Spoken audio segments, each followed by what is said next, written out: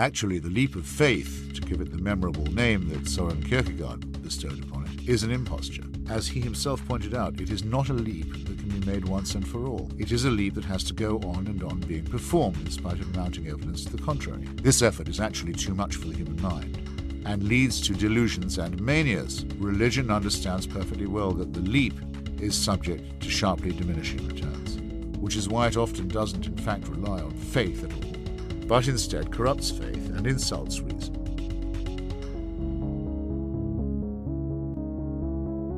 You are listening to A Leap of Doubt, the podcast that celebrates science, secular humanism, and the courage it takes to embrace an evidence-based life of doubt and questioning.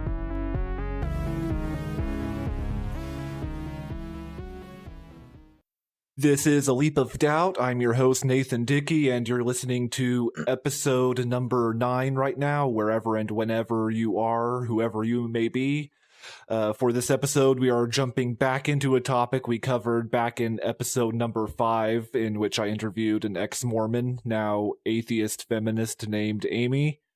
We are talking about Mormonism again today, this time with another ex-Mormon, Bryce Blankenagel, to delve even deeper into the history of Joseph Smith and the Book of Mormon. Bryce hosts the Naked Mormonism podcast, which I've been listening to lately and which I would highly recommend to anyone who's interested in learning about Mormonism and gaining an appreciation of just how fascinating and convoluted Mormon history and doctrine truly is.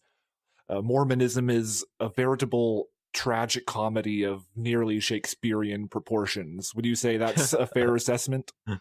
I could not agree more with you. And yeah, thanks for having me on, Nathan. This is really a pleasure. Yeah, thank you for coming on. So there are many, many volumes of official Mormon church history, and you have written scripts for nearly 100 historical episodes of your podcast, which I feel could comprise several volumes at least of your own unofficial history without the whitewashing, revisionism, and rose-tinted glasses.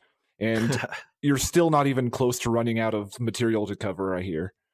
Well, lucky for me, Mormonism, the deeper you look into it, the deeper it gets. The way that I see it is, I use a couple of analogies to properly illustrate what it's like to study Mormon history. One of them is, it's like an onion. The more layers you peel back, the more you realize just how crazy it is, and the more it makes you cry.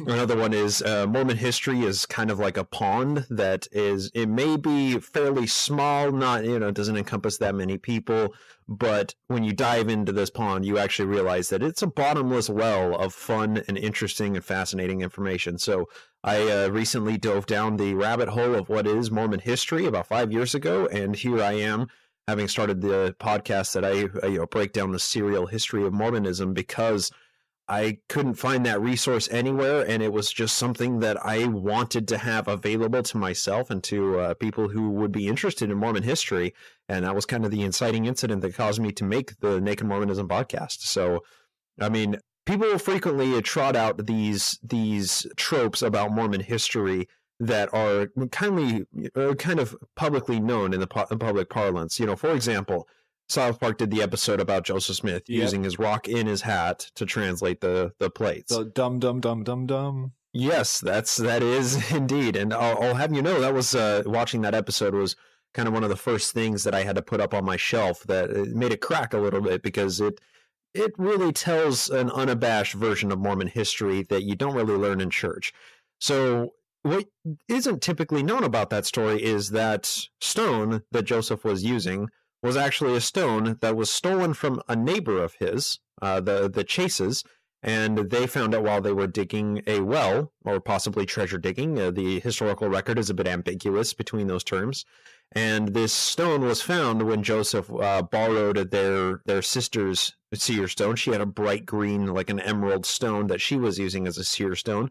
This is Sally Chase. He borrowed her stone and put it in his hat and looked through it and saw that buried deep in this well is a rock that is much more powerful than her seer stone is.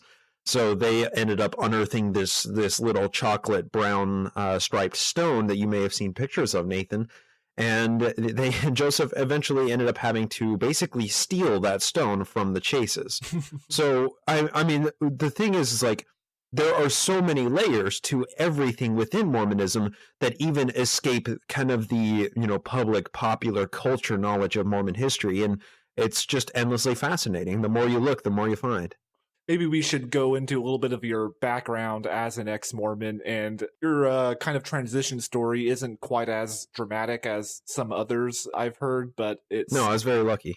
Yeah, very lucky. But I think it's still worth exploring that, how you came out of Mormonism and what kind of inspired you to... Well, you kind of already talked about what inspired you to add more things to your shelf and eventually break it down, but maybe go into a little bit of your personal background. Yeah, so I was born and raised a Utah Mormon that has its own proprietary culture to it outside of any other version of Mormonism, just like Idaho Mormonism is its own thing. California Mormonism is kind of the more progressive liberal Mormonism. So Utah Mormonism is definitely its own culture. And that's where I was born and raised. And I spent all my teenage years growing up in the church, crossing all of the boxes off and making sure that I was doing everything that a good Mormon boy should.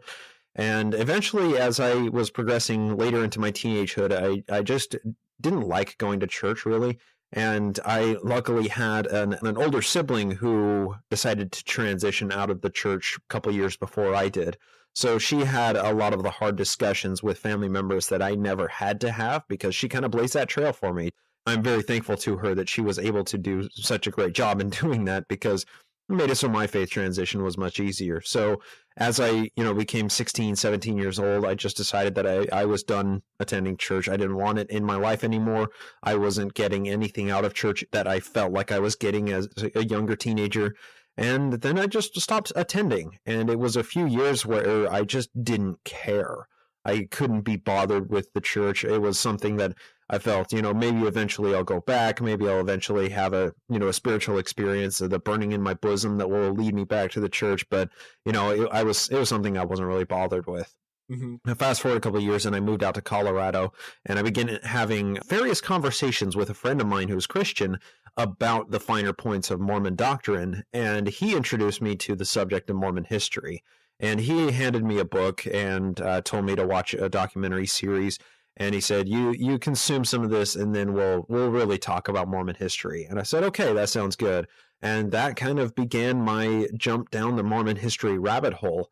And since then, well, as I said earlier, I just can't get enough of it. Mm-hmm. Yeah, one thing I've noticed, mainstream Protestant Christians, the religious background I came from, can be very skilled at applying skepticism to things like Mormon beliefs, yeah, things they view as heretical, like Scientology, Mormonism, all these various sects like Jehovah's Witnesses that they view as kind of deviant, and being critical of their theology and claimed histories and so forth. The church library of the Baptist congregation I was raised in had a copy of Gerald and Sandra Tanner's massive critical tome titled Mormonism, Shadow or Reality.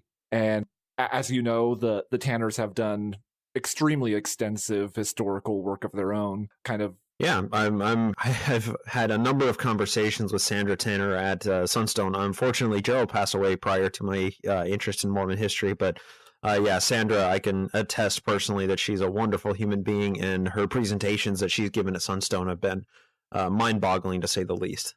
Yeah, I've been very impressed by looking more into the work they've done and just how deep they've gone. So going back to Joseph Smith and his lodestones, he was raised in a family that believed in all manner of magical and occult woo, and this was especially the case with Joe's father, Joseph Smith Sr., or Big Daddy Cheese, as you call him. That's right. Did the necromancy, glass looking, and treasure hunting with dowsing rods have a direct influence on the theology that Joe made up, or was it more of an oblique, indirect influence?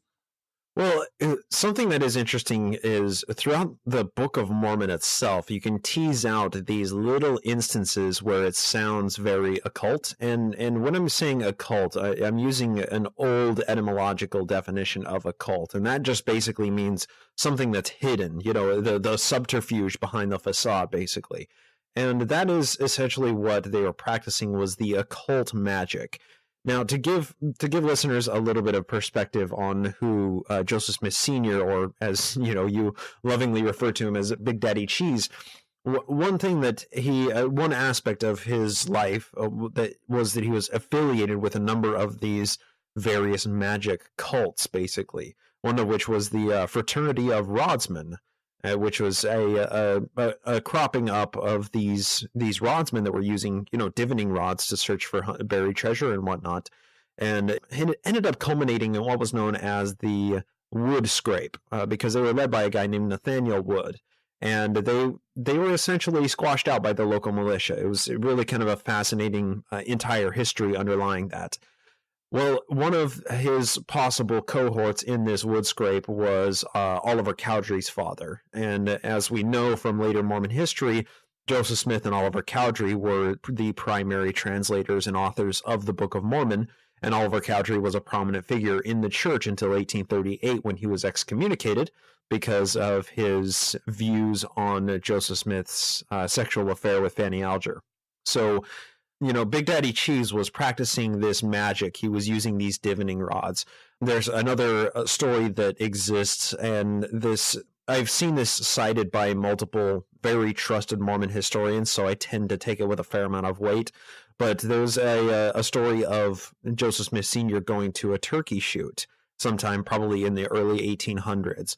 And he was so blindingly drunk that he was trying to enchant the other men's guns so that they would miss every time they fired at a turkey. So, I mean, I think that one example perfectly captures so much of kind of the mentality. I mean, he was very intemperate. He had multiple struggles with alcohol, and you can see that through a number of the descriptions that are left behind, including from his own wife, Lucy Mack Smith, the mother of the prophet.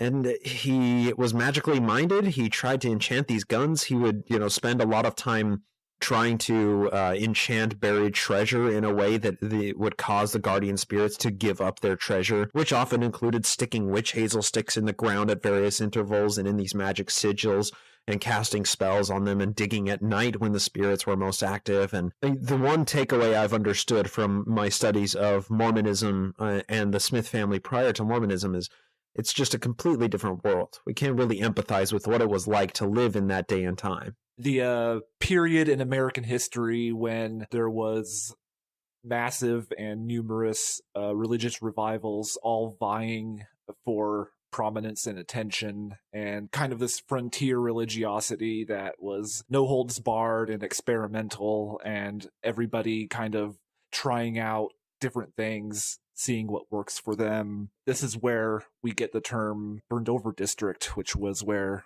Joseph Smith and his family lived.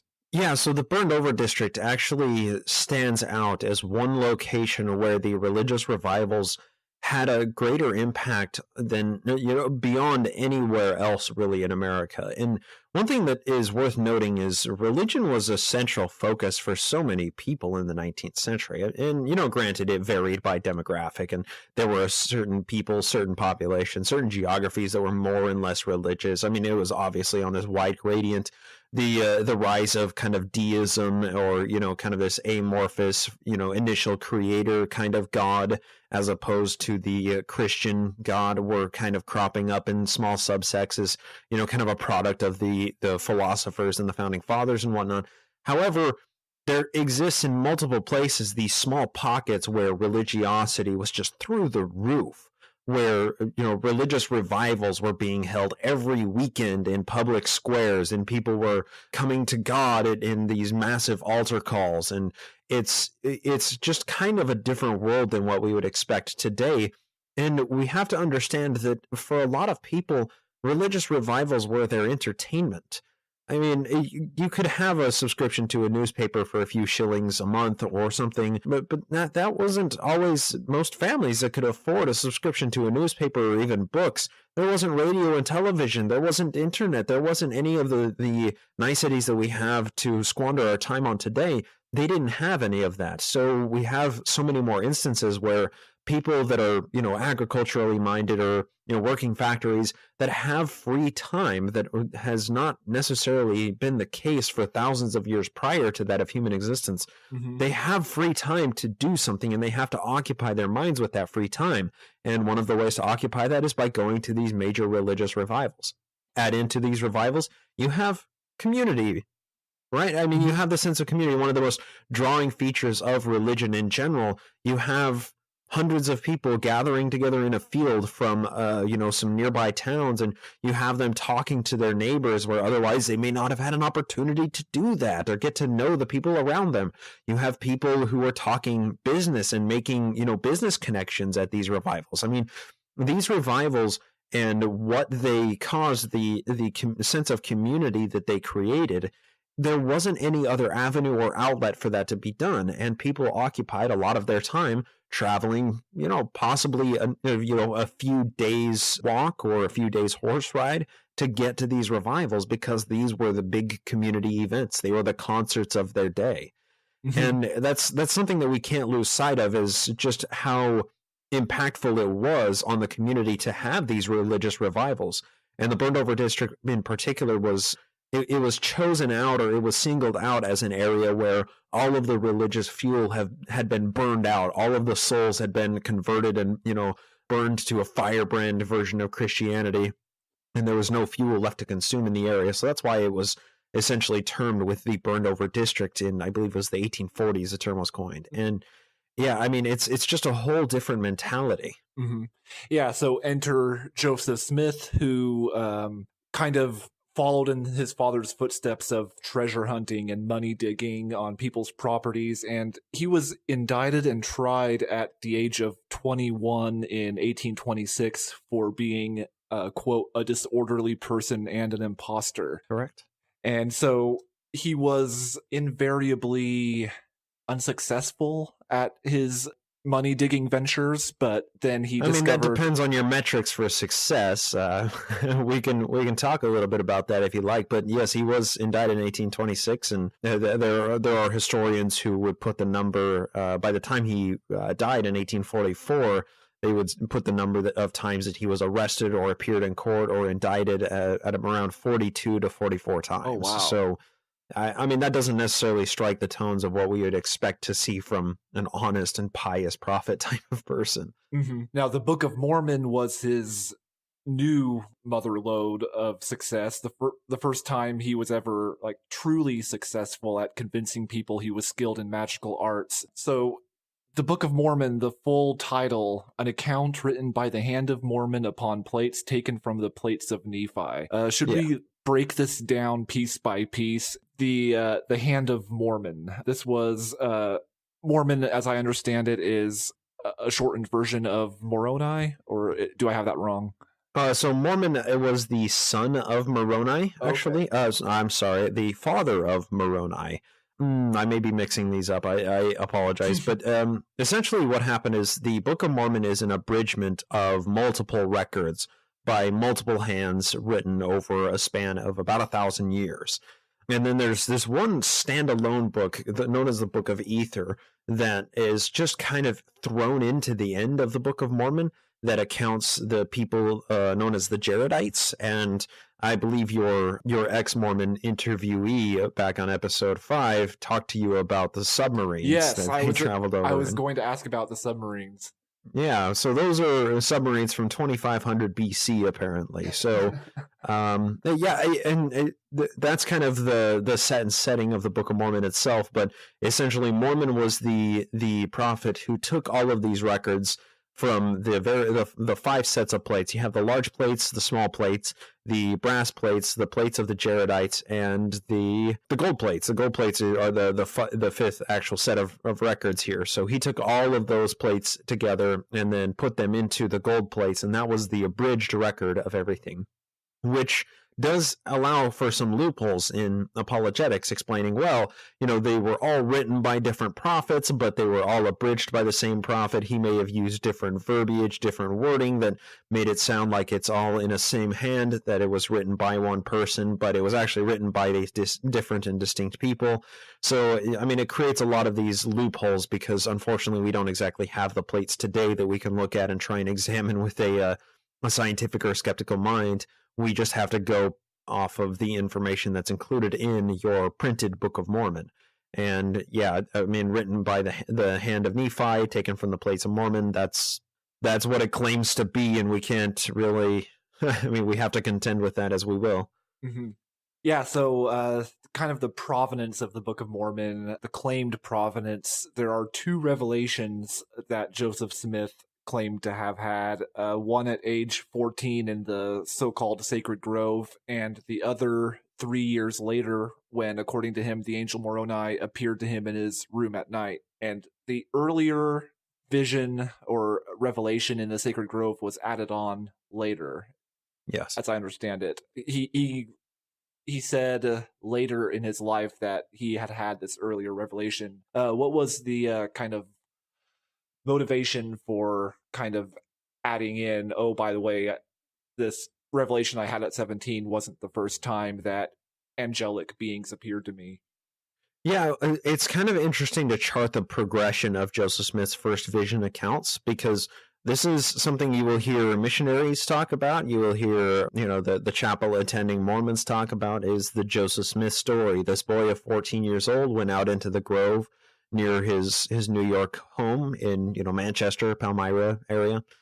He went out into the grove and he prayed to see which of all of the religions were the correct religion, because he had just read in James 1:5, let any of you who lack wisdom ask of God, and he will give liberally and upbraideth not. So Joseph went out and prayed, and then he struggled with the adversary who tried to bind his tongue, so he was unable to make that connection with God. And then after all hope seemed lost and he was at the lowest state, the Lord and Jesus descended down from heaven in a pillar of light that was white as lightning, and they were covered in these white clothes, and these very interesting and beautiful sounding details. And all of that information, unfortunately, derives from the latest account, which was written 22 years after the fact. So it wasn't until 1842 that the version Mormons use today actually came out. It was actually written, and it wasn't even in Joseph's own hand. It was dictated to a scribe. The earliest version that we have comes from Doctrine and Covenants, section 20. And if you like, I mean, I can look it up and read it to you right now. It's a whole 3 verses, and we can talk about the progression of this here. Yeah, sure, go ahead. All right, give me 1 second. You'll probably hear some clickety-clacky in the background here. Mm-hmm. Sorry about that. All right, Doctrine and Covenants, section 20, when my computer loads. Okay, so this is the first vision story in the very first accounting of it. Starting with verse 5 in Doctrine and Covenants, section 20, and this, according to the grace of our Lord and Savior Jesus Christ, to whom be all glory, both now and forever. Amen. For after that it was truly manifested unto this first elder, that's Joseph Smith, that he had received a remission of his sins, he was entangled again in the vanities of the world. But after truly repenting, God ministered unto him by an holy angel, whose countenance was as lightning, and whose garments were pure and white above all whiteness, and gave unto him commandments which inspired him from on high, and gave him power by the means which were before prepared, that he should translate a book. And that's it. That's the entire first vision account. I seem to see some details missing, namely the sacred grove, God appearing, Jesus appearing next to God, God saying, behold, this is my beloved son, hear him. All of these details that Mormons use today didn't come about until 22 years after the occurrence. So it's kind of it's tough to kind of wrestle with what we can trust from this account, because we don't see it progressing the way that witness testimonies typically progress, of becoming more vague and less detailed over time. We see it becoming more detailed and more mythical and more legendary as it progresses from the Doctrine and Covenants section 20 that was recounted in probably 1830, maybe 1831, to the 1832 account from Joseph's own hand, to the 1835 and 36 accounts, and then finally to the 1842 account that's included in the history of the church today. You can chart the progression of this legend as it evolves. And more than that, when you understand the context from whence each of these accounts arose, you see that it was at a time when there was a particular amount of what they would call persecution going on in the church, but an outsider might call it dissent from within the ranks of the church.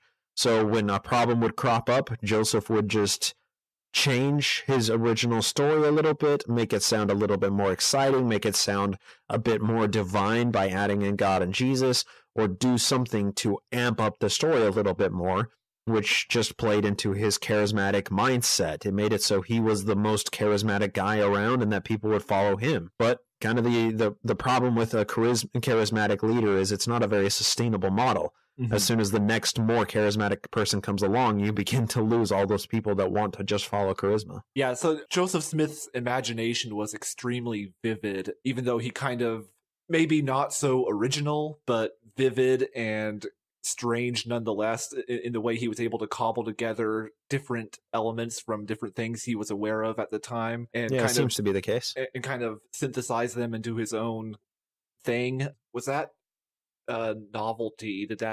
Would you say that might have been what sustained him and his movement? Just the strangeness and the novelty and the newness of it at the time that drew people in. Well, Joseph's success can be attributed to so many small pieces that all interplay in his history. And unfortunately, it's hard to give more or less weight to any of those pieces. So you have this incredibly magnetic and charismatic individual, and the descriptions that are left behind from people who are connected with Joseph, I would say particularly from his various polygamist wives, you see that he just has this charismatic draw to him that can't be quantified, but can only be felt through the way that these people wrote about him. Both his wives and people who were outside observers, people who were members of the church, people who were anti-Mormon and just wanted to see the church burn, who would go to meet the prophet. I mean, everybody understood that he was just kind of this, almost an enigmatic kind of spiritual guy that people couldn't help but be fascinated with. Unfortunately, I struggle to point to any of his progenitors or any of the following prophets after him that had that same kind of magnetism.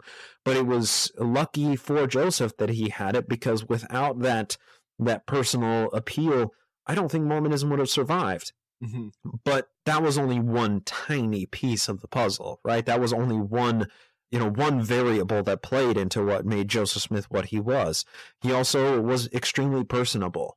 He had the ability to connect one-on-one with people in a way that other people were unable to do so. He was able to find what people seemed to need the most and satiate that desire. He was able to make personal connections with people who had something that he needed and convince them to give it to him. For example, he was able to convert Sidney Rigdon and basically all of Sidney Rigdon's followers to his church, which immediately ballooned the size or the numbers of Mormon by about 3 times, from under 100 people to about 3, maybe possibly as many as 400 people. Mm-hmm. And that was this early adrenaline shot that the church needed in order to survive. There's an incredibly wealthy guy when he moved out to Ohio named Newell K. Whitney, and Joseph was able to get this wealthy guy to allow Joseph to live in the upper floor of his store, help him around the store. And this guy even owned an ashery across the water, across the little creek in Kirtland. And he was able to get Joseph was able to get this guy to give Joseph the ashery in order to provide jobs for the Mormons that were living under a communalistic system that didn't have enough money. It was giving them jobs, and they were making a lot of money off of the potash that they were refining and selling there.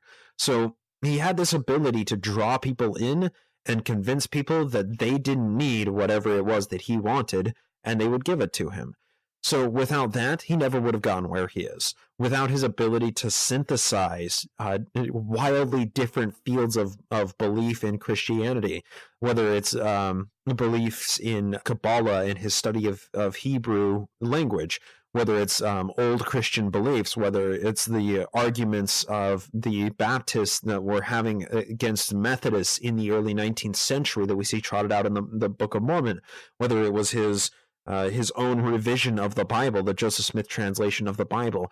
He had the ability to take little pieces of all of these different belief systems and synthesize them into his own seemingly cohesive version of Christianity. And that's what Mormonism evolved out of. So all of these wildly complex factors feed into who Joseph Smith was and the history of early Mormonism.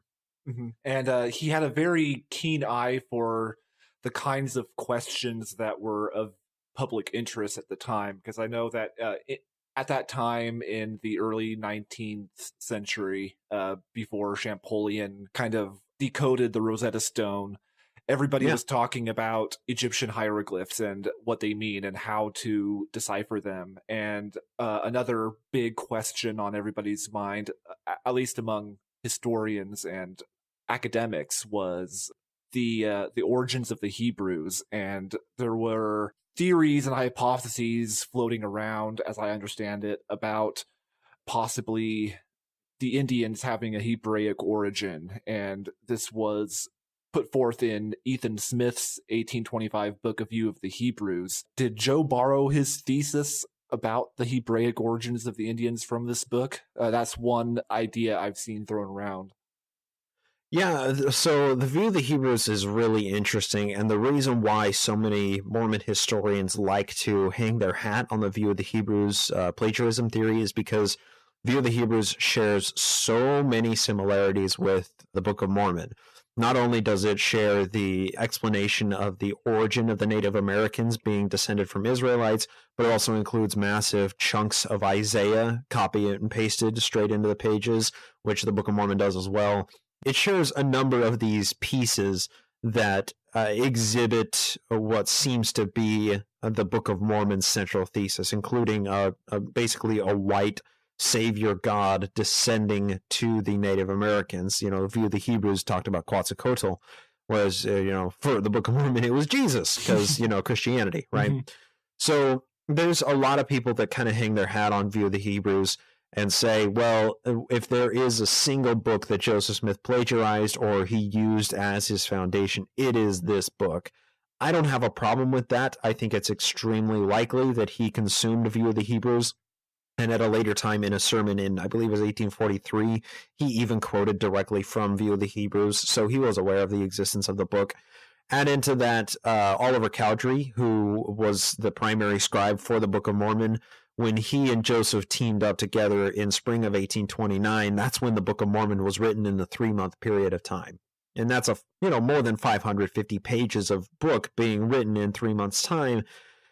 Two guys hammering this thing out, it sure makes sense. But when you add into that the fact that Oliver Cowdery's pastor back in Vermont was Ethan Smith, the author of this book, that shows that there was a possible causal link. There's a lot of correlation here between when Joseph may have gained access to a copy of View of the Hebrews to when the Book of Mormon was seemingly instantly translated or authored. So there's a lot of merit to that argument, but one thing we can't lose sight of in all of this is the thesis that the Native Americans were descended from the lost tribes of Israel was a central and prominent theory that existed in America in the 19th century. It wasn't just these people talking about this. That was a theory that was taught far and wide at numerous colleges. There are dozens of books written about this being the possible genesis for the Native Americans, because what happened when the European settlers came over to America, by and large, there were massive cities that were just wholly abandoned by the Native Americans. And the Europeans could not figure out what happened. they didn't understand that, they had, acquired measles and these old world diseases, and that they didn't have any immunities to these diseases, and it killed them off by the millions. Some estimates put it as high as 95% of Native Americans died to disease, not even to actual gunfire or to battle. So you put yourself in the mindset of these people coming over and spreading further and further west across the Mississippi and into these other territories, and seeing large mounds that are the central locations of these cities. These mound builders. Who are these mound builders? Those dirty, savage Indians that are trying to kill us right now. They cannot possibly have been civilized enough to have built these. Who built these great mounds? Who built these cities? Who built the Aztec Empire? Who built the pyramids in Mexico? Who built all of these things? Because there's no way that the Native Americans are possibly capable of doing this. So this all that it was explained. This all sounds very familiar with Chariots of the Gods and Eric von Daniken and Ancient Aliens. So this is something that hasn't gone away. But so at the time in the early 19th century, this was actually something that secular academics were seriously speculating about. It wasn't just serious academics. It was just one of the prevailing or prominent theories was that they all descended from these enlightened Israelites. That they brought that information over. There may have been Native Americans here prior to that, but at some point these Israelites were all destroyed by the as the Book of Mormon would say it, the more dark and loathsome Lamanites, the Native Americans. They extinguished the more civilized people. Well, now we know from a fair amount of archaeological evidence that no, these were just massive civilizations.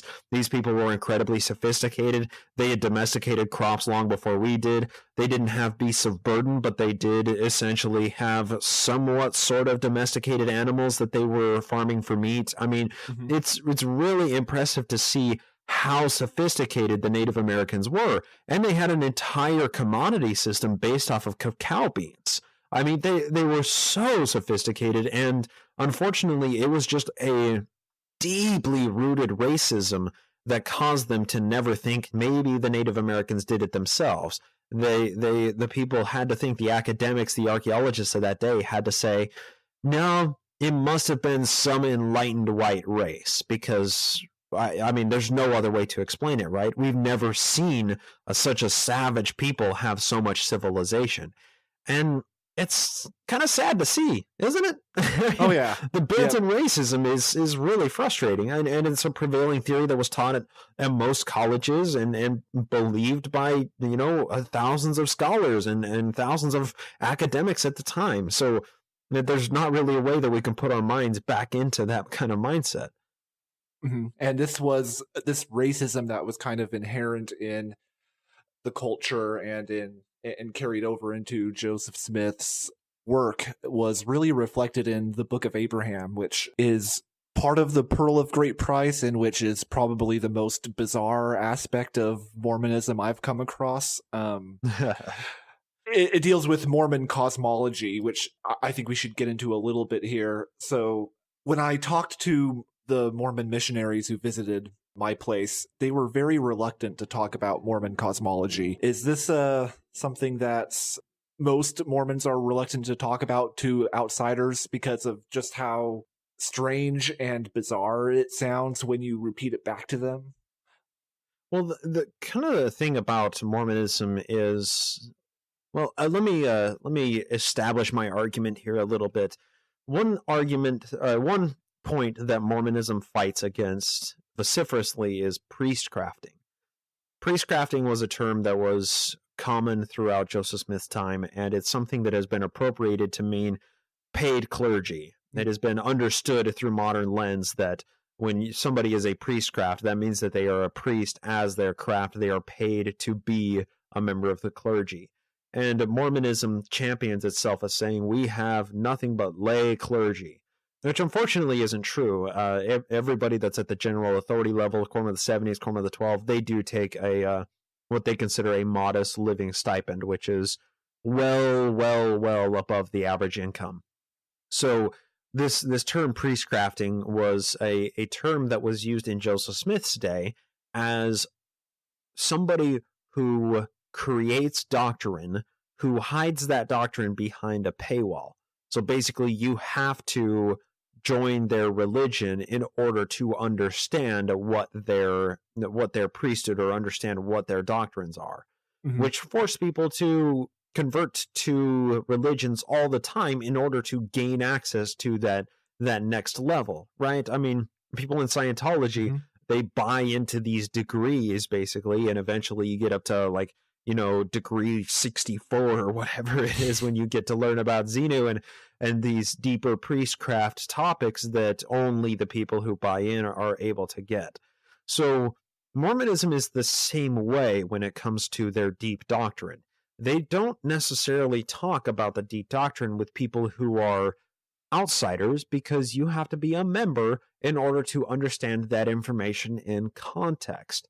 And the way that it is explained to by Mormons is they will say, don't cast your pearls before swine, or feed them milk before meat. Milk before meat is something that's thrown out by Mormon leadership all the time, because you have to give people a primer. They have to understand a little bit of Mormon doctrine before they can take the blunt force trauma of God being a human being living on a planet nearest the star called Kolob that eventually ascended to the level of God and having who knows how many wives in order to propagate our spirit children that we now live on, and that Jesus Christ and Satan are actually brothers who proposed two different plans of salvation to God, and God decided to choose Jesus over Satan because Satan eradicated free will, but also decided that there wouldn't be sin and there wouldn't be suffering and pain and anguish.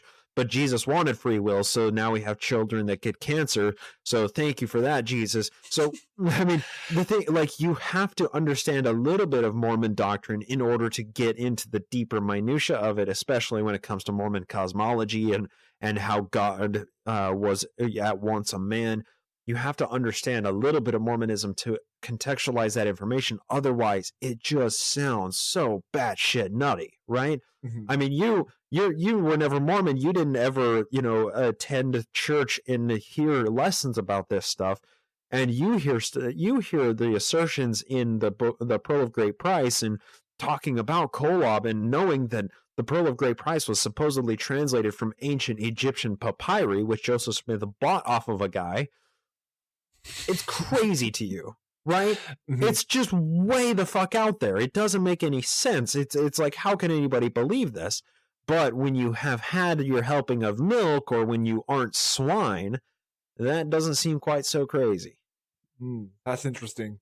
Yeah, it's interesting that growing up in the church I grew up in, there were a few ex-Mormon members who transitioned out of the church but became Baptist Christians instead, and they were able to, with a straight face, talk about how bizarre and strange and weird Mormonism is, while embracing and teaching young earth creationism.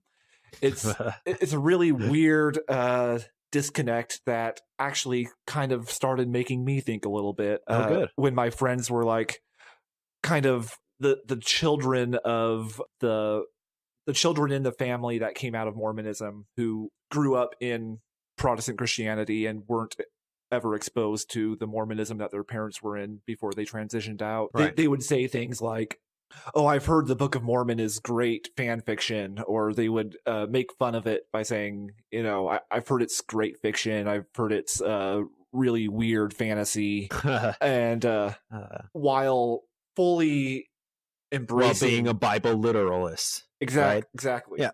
It's the lack of self-reflection is mind-boggling from time to time, isn't it? Yeah. And so I guess we should probably get into the Salamander letter, which was listening to your podcast. I had never heard that aspect of Mormonism before, and I was just blown away. I was trying not to laugh, trying to wrap my head around as how this is something I had never heard about, and which was hilariously bizarre to me. So what was going on with the Salamander letter? Salamander letter is one of my favorite aspects in Mormon history because it lays bare so many things that are problematic within the church and the way that it treats its history that it would rather not talk about. So, what happened with the Salamander letter? This is a letter that surfaced in the 1980s, the early 1980s, in the Mormon historical community, among Sunstone, among other historical, these Mormons, specifically Mormon history communities. And it was trotted out as something that seems to shatter everything about Mormonism because it lays bare Joseph Smith's occult practices. The meat of this letter basically is from Martin Harris, as we know him, Dum Dum Dum, the guy who funded the Book of Mormon. He supposedly wrote this letter that was written to somebody else in, I believe it was 1829, telling about the history of Joseph Smith.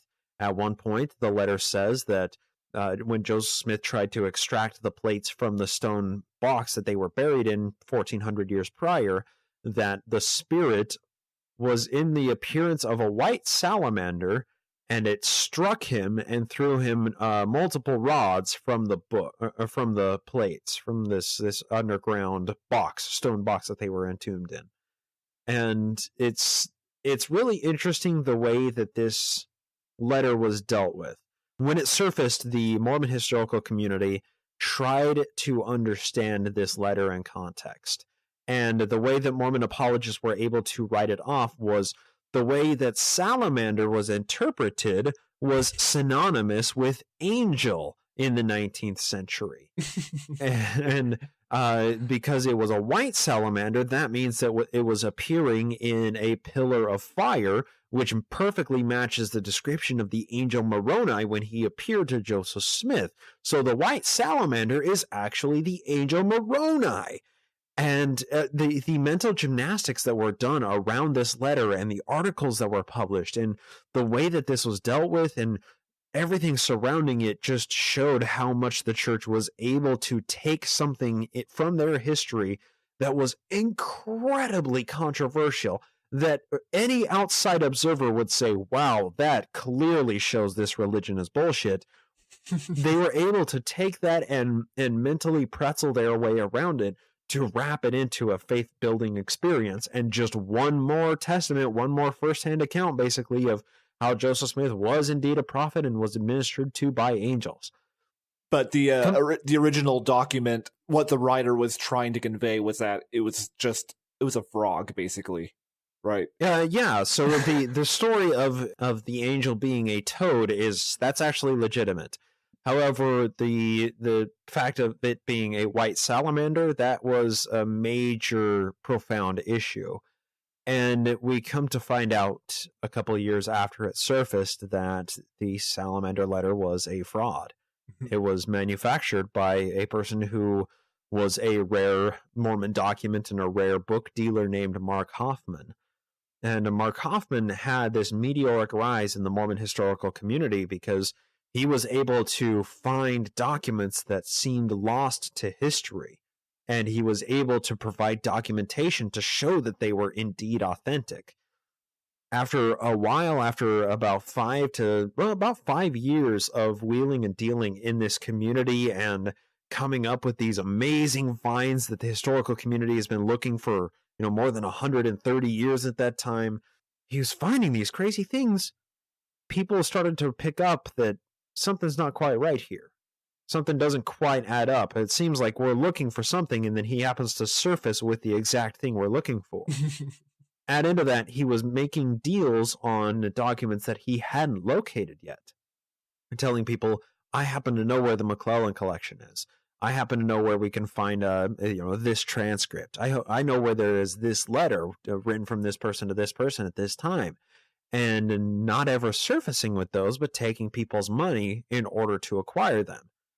And eventually it was found out that he just created single-handedly an entire umbrella of fraudulent and, manufactured documents. And one of the main reasons he was buying so many old books was he was ripping out the front and back pages that were blank and making his own time period ink from, the constituent chemicals that they made the inks from in that day and creating these forgeries. Wow. That didn't sit well with some people. And at the time that some people started to find out, Mark Hoffman actually essentially created diversions by setting off 2 bombs in Salt Lake City in 1985.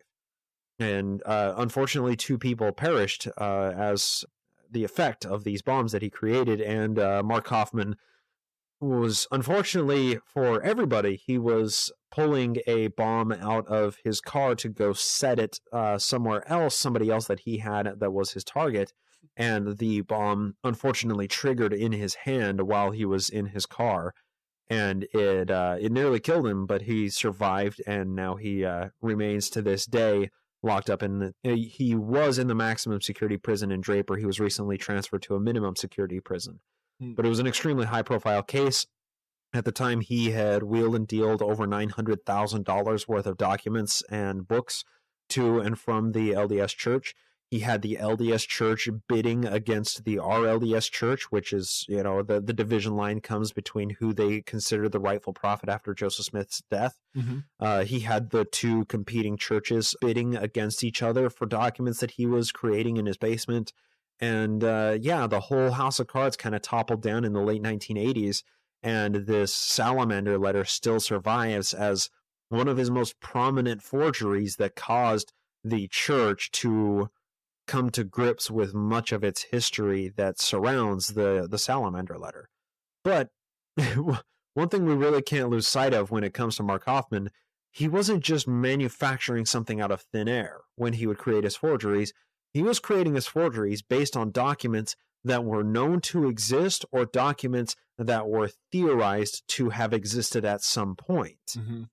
So the salamander letter may have taken on a couple of salacious and fraudulent aspects, but the culture and the mindset that would have allowed the salamander letter to be written by the people it was written by was true.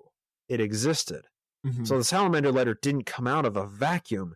It was a product of the perceived mentality and culture that historians understand of the 19th century, which is why it was readily accepted by the historical community.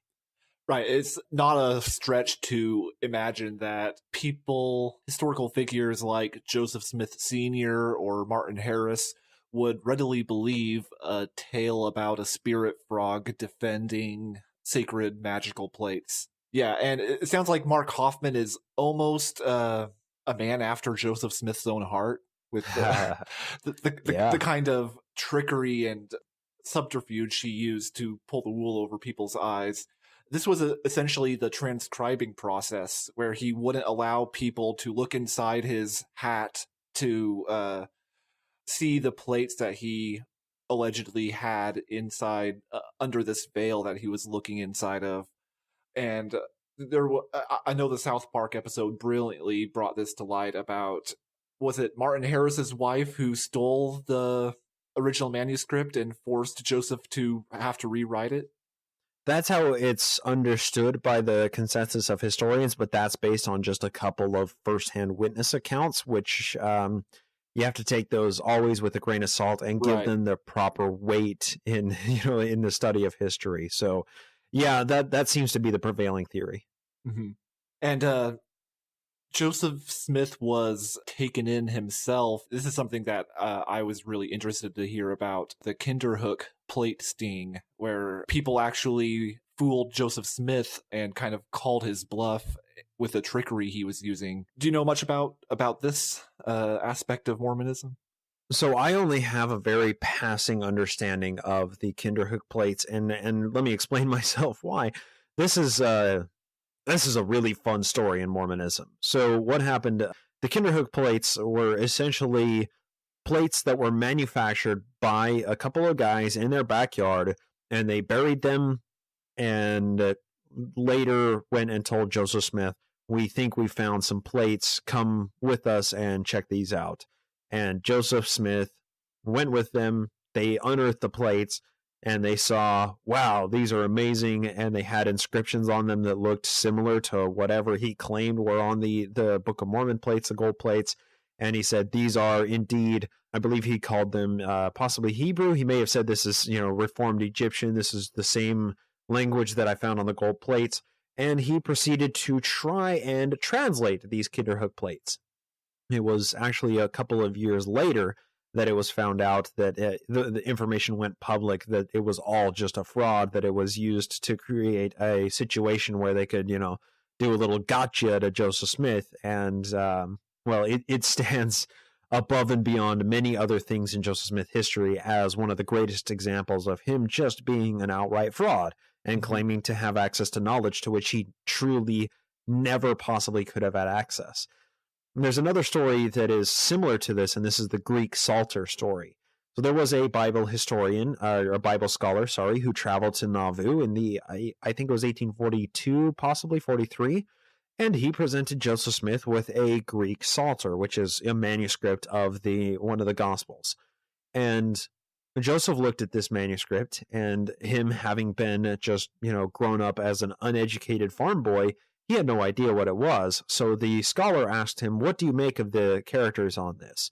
And Joseph Smith said something along the lines of, "Well, I see a great deal of Chaldaic and Hebrew and Assyrian," and he listed off these various languages that he was seeing in this single manuscript. And the guy asked, "Do you see any Greek on it?" And Joseph Smith said, "No, there's no Greek on this." And he emphatically stated there is not a single letter of Greek on this manuscript. And the Bible scholar laughed, turned, walked away, and went and wrote the story down and published it in a local newspaper. Because it was a Greek Psalter. So he knew exactly what he was giving to Joseph. He was testing him and his ability to actually know what ancient languages look like. Joseph had no fucking idea, and he completely botched the situation. So, there are a number of these scenarios that crop up in Joseph's history. However, let me say why I don't know enough about them. I'm studying the history of Mormonism in a serial chronological format. Mm-hmm. So my own personal studies have only led to 1841, and a number of these stories come out of 1842, 43, 44, right before his death, when Joseph was getting so much public attention because he was, crowned king and leader of the largest city in the state of Chicago, or of Illinois at the time. So, yeah, Nauvoo presents an extremely fascinating and, kind of a fun time in Mormon history, and I'm only just really beginning the studies of it.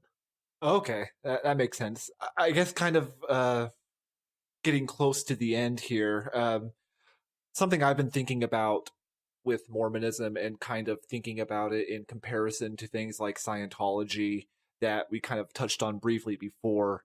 The advent of the internet kind of was a very bad thing for Scientology. It kind of exposed kind of the hidden layers of belief that people weren't supposed to learn about until they had invested huge portions of their lives and money into it, like Xenu. Right. Would you say that the internet, in a similar way, has chipped away at the credibility of Mormonism in a similar way?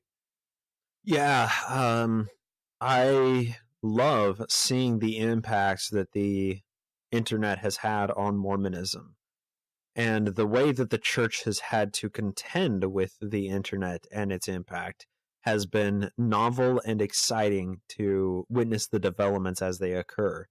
So the South Park episode did a fantastic service to Mormons and to the church and to the broader public in teaching an aspect of Mormon history that has been largely misunderstood by the chapel attending Mormons and was largely unknown by the broader populace. Mm-hmm. And that caused a lot of people to Google, did Joseph Smith translate the Book of Mormon out of a hat? And the church had no answer to this. This is seen as anti-Mormon lies by, on the face of it, but it was a theory and it is the historical model that was espoused by the consensus of Mormon historians at the same time. Was most prominent of which was Richard Bushman in Rough Stone Rolling, where he talked extensively on the magic origins of Joseph Smith. But he's, a prominent Mormon historian with good standing in the church, and he's seen as, one of the most trusted, modern Mormon historians. But he's written about it. So, what South Park did in their episode was similar to basically the version of Joseph Smith that Rough Stone Rolling encapsulates. And it's really hard to put that information into context with a quick article, right? Right. When somebody says Joseph Smith translated the golden plates out of a hat with a rock in it, how do you reconcile that? Well, here, why don't you read these 3 peer-reviewed articles from the Mormon History Association and then read Rough Stone Rolling and then get back to us? Well, most of the general populace isn't going to care about that. They're just going to see that those, construction paper cutouts of Joseph Smith staring in his hat and laugh. So the church has had to contend with this in a number of ways, and the power that the internet has had on Mormon historians being able to connect with each other has been profound as well. So the church has recently booted up what's known as the Joseph Smith Papers Project, where they are essentially digitizing a significant percentage of the articles and the historical artifacts and documents that they have in their history library and in their history vaults. So now these documents that were only available to the most trusted Mormon historians are now online, available with full transcriptions, with extremely accurate transcriptions, and it doesn't seem that they're hiding any. It's really exciting to see the development of this, and it's kind of turned Mormon history from being this, this wacky, in the weeds, like super insular community to being the larger public, like yourself, Nathan. You tend to have more than just a passing knowledge of Mormon history. And it seems like your fascination in it may have been spurred in large part by that South Park episode. There are a lot of people just like you, Nathan, out there who say, what is this? Let me go pick up Rough Stone Rolling and No Man Knows My History, and let me get to the bottom of this Joseph Smith character. And then they read those books and say, what the hell is going on with Mormonism?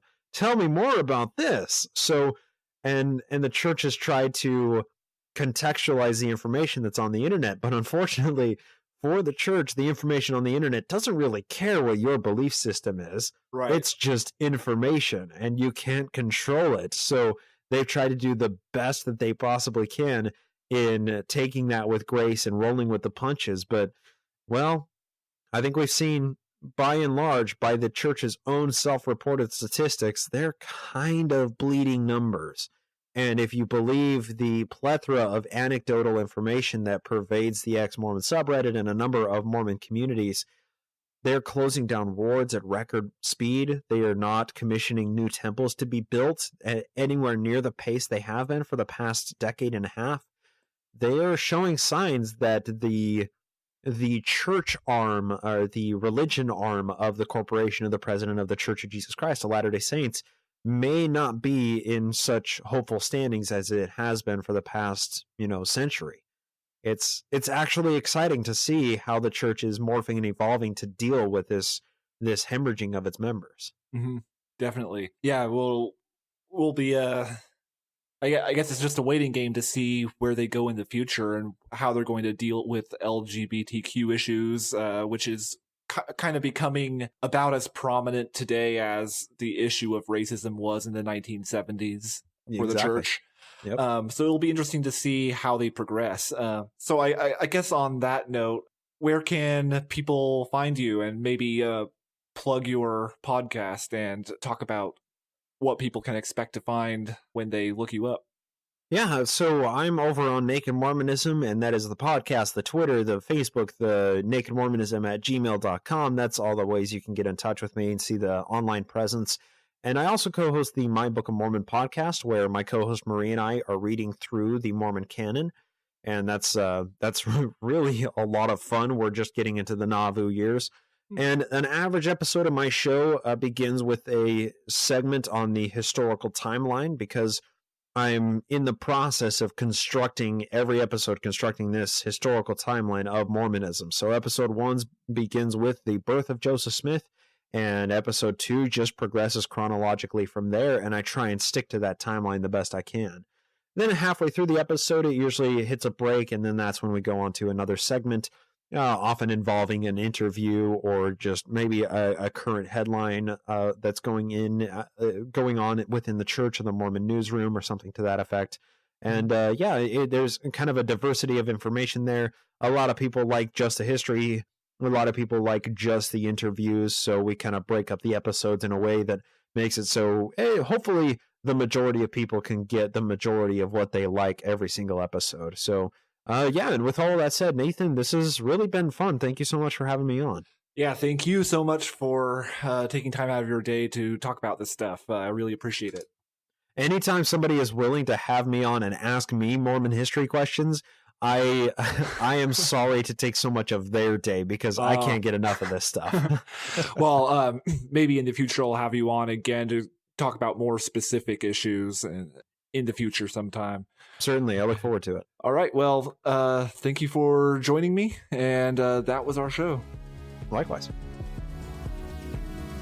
Thank you for listening to A Leap of Doubt. If you liked what you heard, please consider leaving a review on iTunes. If you want to get involved in the kinds of discussions this show is meant to encourage, you can find a discussion group on Facebook at facebook.com/groups/ALOP discussion. You can follow me and get in touch with me on Twitter, where my username is @thenatheist. Feedback and criticisms are always welcome. The opening clip is an excerpt from the audiobook God Is Not Great by Christopher Hitchens, courtesy of Hachette Audio. Text copyright 2007 by Christopher Hitchens. Audio production copyright 2007 Hachette Audio. Used with permission. The music is Jade by Esther Nicholson and is used under license. I'd like to take this moment to give a very special shout out to my 3 patrons, Jeff Prebeg, Jeannie Eichard, and Torsten Pill. If you enjoy the work I do, please consider becoming a patron on Patreon at patreon.com/a leap of doubt.